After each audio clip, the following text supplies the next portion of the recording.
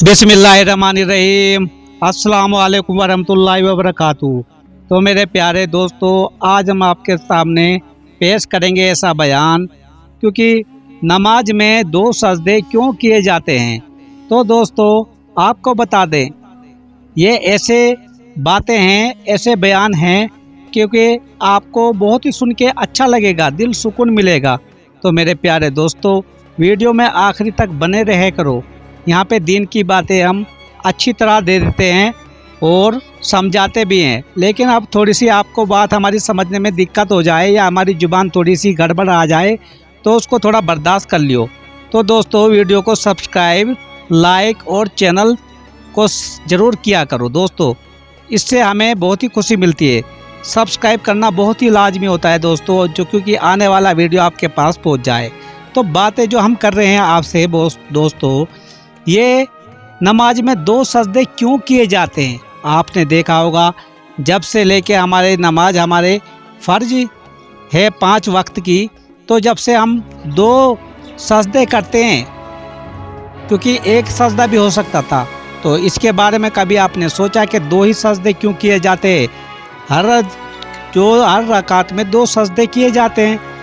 तो मेरे दोस्तों, मेरे प्यारे भाइयों, ये वो बात है जब अल्लाह ताला ने फरिश्तों को हुक्म दिया कि आदम अलैहिस्सलाम को सजदा करो, तो उन्होंने सजदा किया, लेकिन इब्लीस मरदूद ने नहीं किया। तो दोस्तों ये वही बात है, इब्लीस जो मरदूद था उसने नहीं किया, लेकिन फरिश्तों ने एकदम लबाइका किया, यानी कि हुक्म बजा लाए और उन्होंने एकदम अल्लाह के कहने पे सजदा किया। तो ये बात आपको बता दे, लेकिन उन्होंने उस टाइम हजरत आदम को अभी तक रूह भी नहीं डाली थी, अल्लाह ने रूह भी नहीं फूकी थी, और हुक्म उन्होंने बजा लाया, यानी कि एक समझो एक मिट्टी का पुतला पड़ा था उनके सामने और फरिश्तों ने उनको दोस्तों सजदा किया। लेकिन जो इब्लीस मरदूद था उन्होंने नहीं किया, क्योंकि वो तो ताउम्र के लिए हमेशा मरदूद बनाए रखा है, मरदूद है, और तुम्हें पता है बार बार अल्लाह ताला ने उस पर लानत भेजी है। तो ऐसे शैतान इब्लीस को यही सज़ा मिलनी थी और उसको जन्नत से निकाल दिया गया। तो यही बात थी दोस्तों। इसलिए जैसे ही सजदा, तुम्हें पता है हर जब हम कोई भी रकात करते हैं और सजदे में जाते हैं, उस वक्त हमें 2 सजदे करते हैं। तो आगे हम बढ़ते हैं दोस्तों, उसको मरदूद करार दे कर जन्नत से निकाल दिया। इब्लीस की यह हालत देखकर फरिश्तों ने सजदाए शुक्र अदा किया और कहा, ए अल्लाह, तेरा शुक्र है कि तूने हमें अपना हुक्म बजा लाने के लिए तौफीक अता फरमाई। तो दोस्तों वो सजदा आज तक नमाज में अदा किए जा रहे हैं।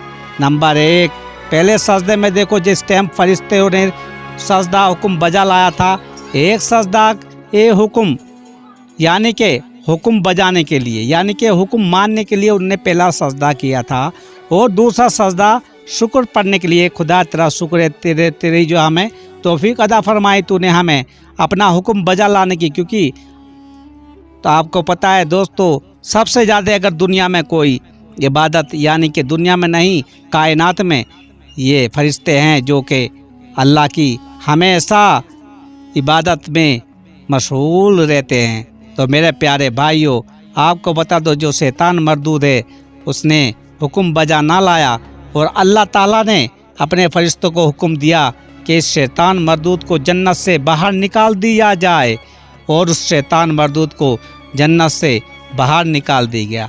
तो दोस्तों यही बात है, क्योंकि जब से हजरत आदम अलैहिस्सलाम को अल्लाह ताला ने मिट्टी से बनाया था, और उसमें जब रूह फूकने से पहले ही ये सजदे किए गए थे। और तो आपको समझ में आ गया होगा, फरिश्तों ने उन्हें सजदा किया, एक शुक्र का और एक बजा हुक्म लाने का। दोस्तों यही वो 2 सजदे होते हैं जो आज तक क़यामत तक ये सजदे चलते रहेंगे।